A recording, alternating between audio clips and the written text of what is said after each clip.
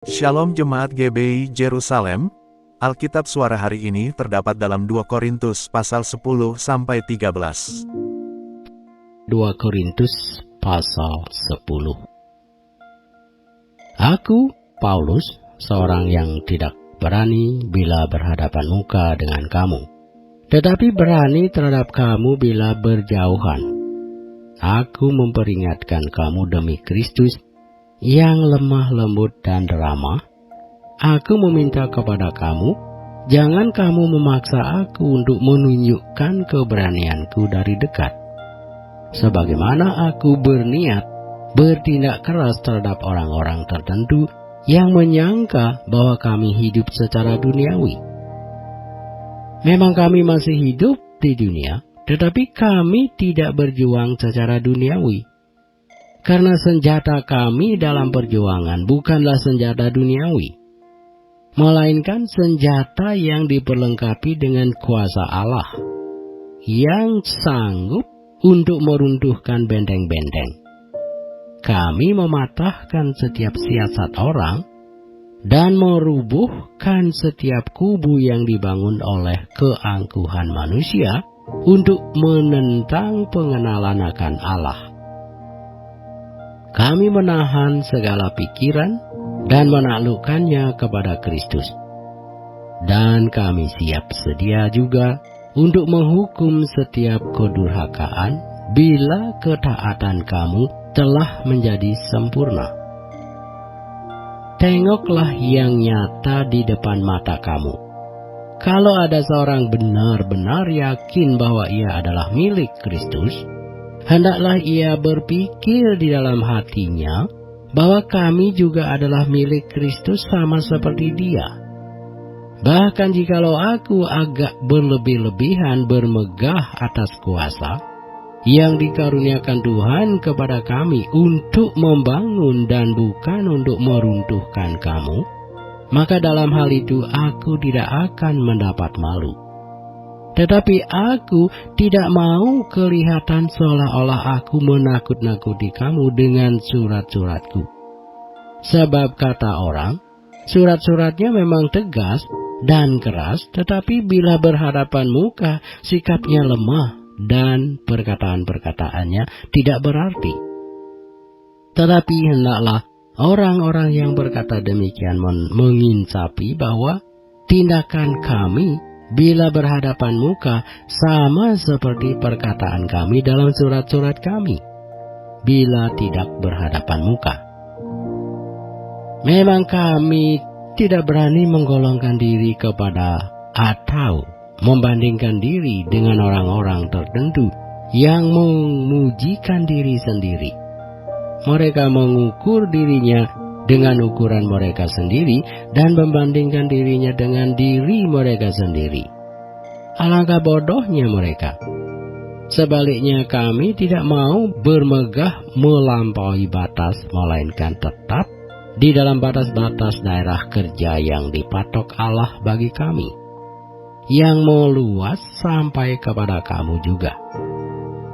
Sebab dalam memberitakan Injil Kristus, kami telah sampai kepada kamu, sehingga kami tidak melewati batas daerah kerja kami, seolah kami belum sampai kepada kamu. Kami tidak bermegah atas pekerjaan yang dilakukan oleh orang lain di daerah kerja yang tidak dipatok untuk kami.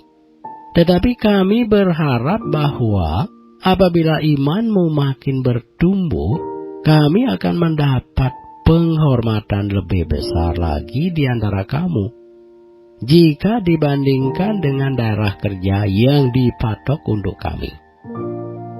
Iya, kami hidup supaya kami dapat memberitakan Injil di daerah-daerah yang lebih jauh daripada daerah kamu, dan tidak bermegah atas hasil-hasil yang dicapai orang lain di daerah kerja yang dipatok untuk mereka. Tetapi barang siapa bermegah, hendaklah ia bermegah di dalam Tuhan. Sebab bukan orang yang memuji diri yang tahan uji, melainkan orang yang dipuji Tuhan. 2 Korintus pasal 11. Alangkah baiknya jika kamu sabar terhadap kebodohanku yang kecil itu. Memang kamu sabar terhadap aku, sebab aku cemburu kepada kamu dengan cemburu ilahi. Karena aku telah mempertunangkan kamu kepada satu laki-laki untuk membawa kamu sebagai perawan suci kepada Kristus. Tetapi aku takut, kalau pikiran kamu disesatkan dari kesetiaan kamu yang sejati kepada Kristus, sama seperti Hawa diperdayakan olah ular itu dengan kelicikannya. Sebab kamu sabar saja jika ada seorang datang memberitakan Yesus yang lain daripada yang telah kami beritakan, atau memberikan kepada kamu roh yang lain daripada yang telah kamu terima, atau Injil yang lain daripada yang telah kamu terima. Tetapi menurut pendapatku, sedikitpun aku tidak kurang daripada rasul-rasul yang tak ada taranya itu. Jikalau aku kurang pada dalam hal berkata-kata, tidaklah demikian dalam hal pengetahuan. Sebab kami telah menyatakannya kepada kamu pada segala waktu dan di dalam segala hal. Apakah aku berbuat salah jika aku merendahkan diri untuk meninggikan kamu? Karena aku memberitakan Injil Allah kepada kamu dengan cuma-cuma. Jemaat-jemaat lain telah kurampok dengan menerima tunjangan dari mereka, supaya aku dapat melayani kamu. Dan ketika aku dalam kekurangan di tengah-tengah kamu, aku tidak menyusahkan seorang pun, sebab apa yang kurang padaku dicukupkan oleh saudara-saudara yang datang dari Makedonia. Dalam segala hal aku menjaga diriku supaya jangan menjadi beban bagi kamu, dan aku akan tetap berbuat demikian. Demi kebenaran Kristus di dalam diriku, aku tegaskan bahwa kemegahanku itu tidak akan dirintangi oleh siapapun di daerah-daerah Akhaya. Mengapa tidak? Apakah karena aku tidak mengasihi kamu? Allah mengetahuinya. Tetapi apa yang kulakukan akan tetap kulakukan untuk mencegah mereka yang mencari kesempatan guna menyatakan bahwa mereka sama dengan kami dalam hal yang dapat dimegahkan. Sebab orang-orang itu adalah rasul-rasul palsu, pekerja-pekerja curang, yang menyamar sebagai rasul-rasul Kristus. Hal itu tidak usah mengherankan, sebab iblis pun menyamar sebagai malaikat terang. Jadi bukanlah suatu hal yang ganjil jika pelayan-pelayannya menyamar sebagai pelayan-pelayan kebenaran. Kesudahan mereka akan setimpal dengan perbuatan mereka. Kuulangi lagi, jangan hendaknya ada orang yang menganggap aku bodoh. Dan jika kamu juga menganggap demikian, terimalah aku sebagai orang bodoh, supaya aku pun boleh bermegah sedikit. Apa yang aku katakan? Aku mengatakannya bukan sebagai seorang yang berkata menurut firman Tuhan, melainkan sebagai seorang bodoh yang berkeyakinan bahwa ia boleh bermegah. Karena banyak orang yang bermegah secara duniawi, aku mau bermegah juga. Sebab kamu suka sabar terhadap orang bodoh, karena kamu begitu bijaksana. Karena kamu sabar jika orang memperhambakan kamu, jika orang menghisap kamu, jika orang menguasai kamu, jika orang berlaku angkuh terhadap kamu, jika orang menampar kamu. Dengan sangat malu aku harus mengakui bahwa dalam hal semacam itu kami selalu lemah. Tetapi jika orang-orang lain berani membanggakan sesuatu, maka aku berkata dalam kebodohan, berani juga. Apakah mereka orang Ibrani? Aku juga orang Ibrani. Apakah mereka orang Israel? Aku juga orang Israel. Apakah mereka keturunan Abraham? Aku juga keturunan Abraham. Apakah mereka melayani Kristus? Aku berkata seperti orang gila. Aku lebih lagi. Aku lebih banyak berjerih lelah. Lebih sering di dalam penjara, diderita di luar batas. Kerap kali dalam bahaya maut. 5 kali aku disesah orang Yahudi, setiap kali 40 kurang 1 pukulan. 3 kali aku diderah, 1 kali aku dilempari dengan batu, 3 kali mengalami karam kapal, sehingga semalam aku terkatung-katung di tengah laut. Dalam perjalananku aku sering diancam bahaya banjir dan bahaya penyamun, bahaya dari pihak orang-orang Yahudi dan dari pihak orang-orang bukan Yahudi, bahaya di kota, bahaya di padang gurun, bahaya di tengah laut, dan bahaya dari pihak saudara-saudara palsu. Aku banyak bercerih lelah dan bekerja berat.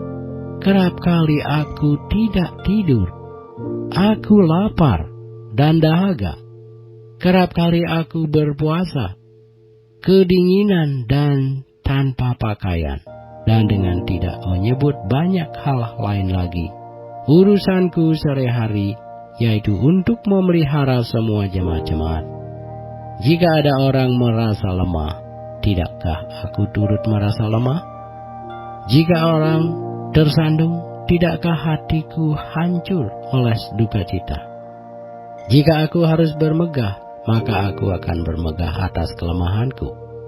Allah, yaitu Bapa dari Yesus Tuhan kita, yang terpuji sampai selama-lamanya, tahu bahwa aku tidak berdusta.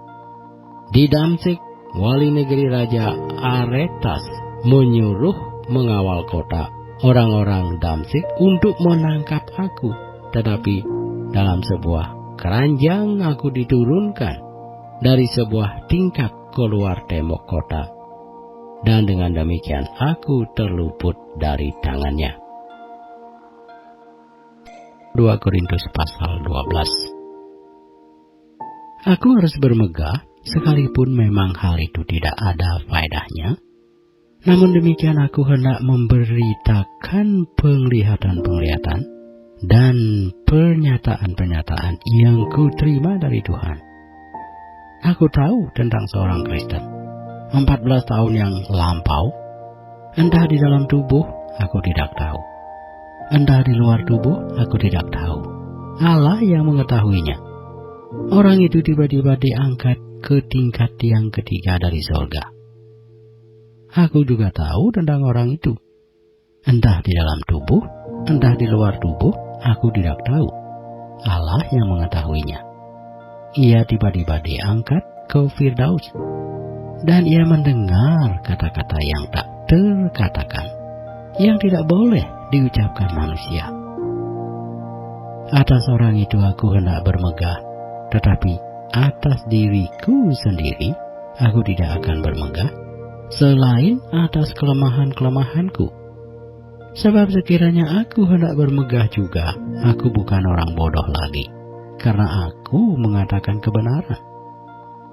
Tetapi aku menahan diriku, supaya jangan ada orang yang menghitungkan kepadaku lebih daripada yang mereka lihat padaku, atau yang mereka dengar daripadaku.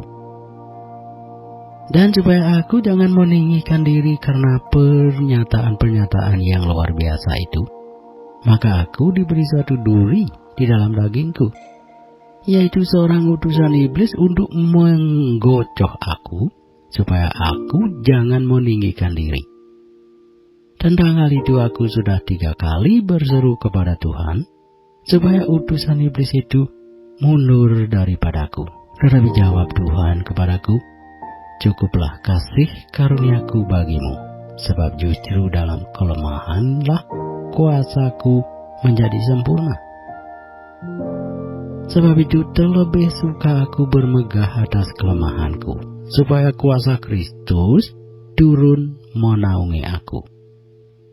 Karena itu aku senang dan rela dalam kelemahan, di dalam siksaan, di dalam kesukaran, di dalam penganiayaan, dan kesesakan oleh karena Kristus. Sebab jika aku lemah, maka aku kuat. Sungguh aku telah menjadi bodoh, tetapi kamu yang memaksa aku.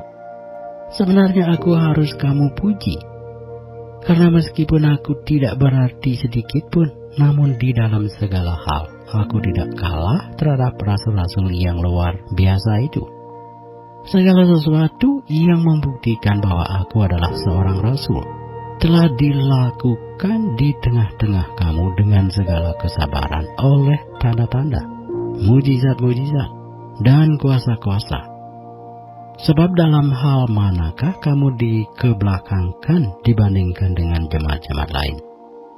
Selain daripada dalam hal ini, yaitu bahwa aku sendiri tidak menjadi suatu beban kepada kamu. Maafkanlah ketidakadilanku ini.